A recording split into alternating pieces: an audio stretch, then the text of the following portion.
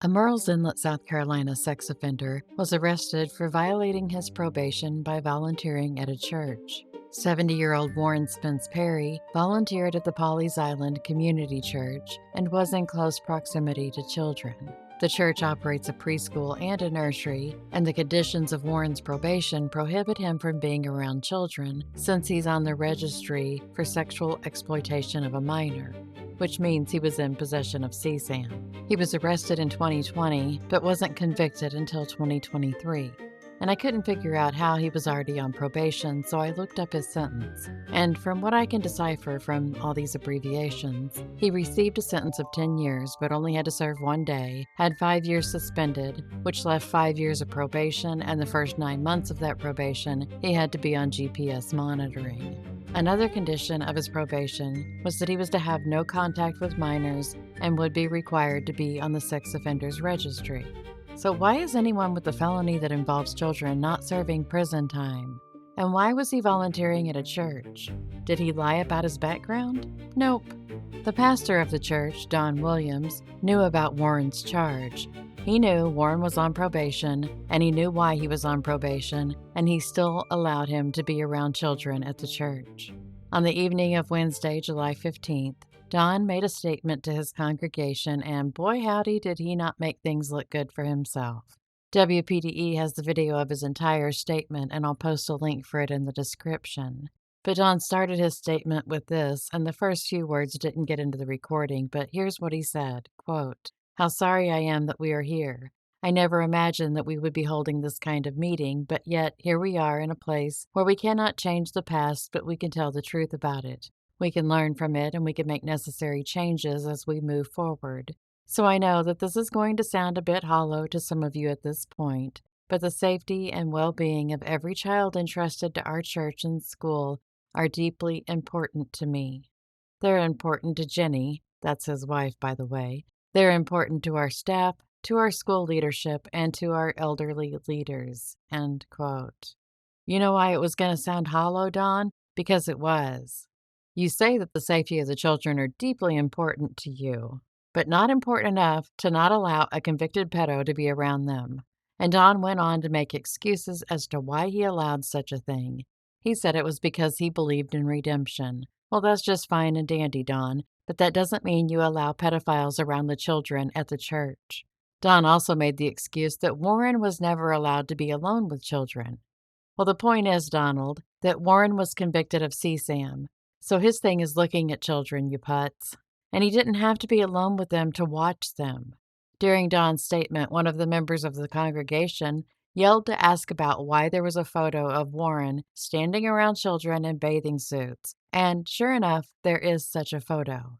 But Don never once stopped his diatribe to address any of the congregants' concerns. He told the congregation that the church leaders had been told about Warren. But then he went on to make the situation even worse. Once the information moved beyond the limited circle of those responsible for oversight and accountability, we believed it would become difficult to determine where that circle should end. Do we tell every teacher? Do we tell every school volunteer? Do we tell all the parents? Do we tell Teacher!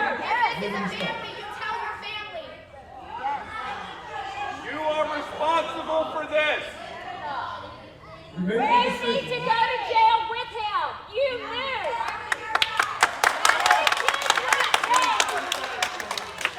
Our kids are not in a lottery system.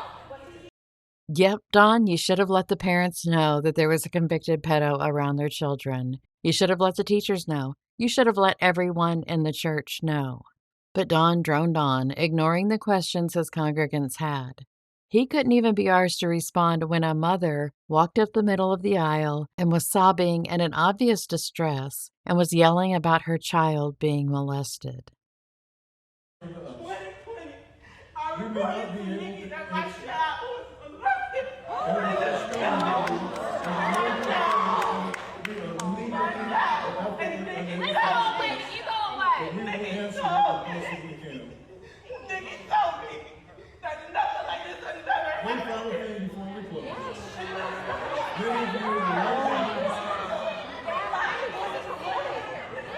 Many of you would like to leave tonight questions or concerns.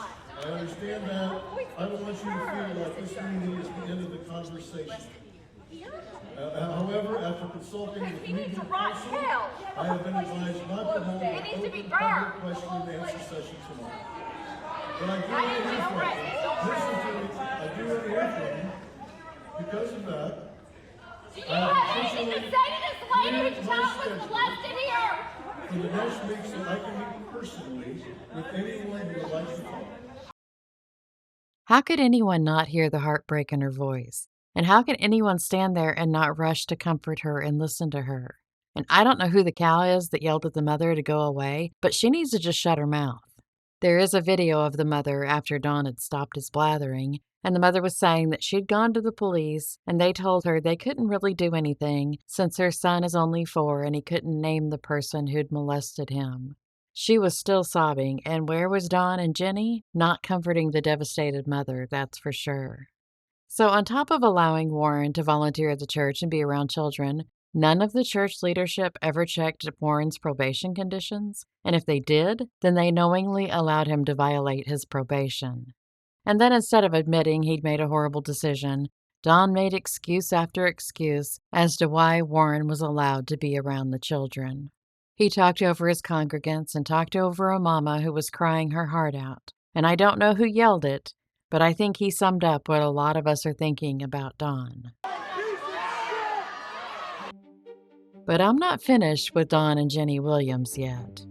Maybe Don's statement about allowing Warren into the church because he believed in redemption was a big old fat lie. Someone let me know. Thank you very much, person I won't name, but she can make herself known in the comments if she'd like, that there was maybe something hinky going on with Don, Jenny, and Warren. Hinky, not kinky.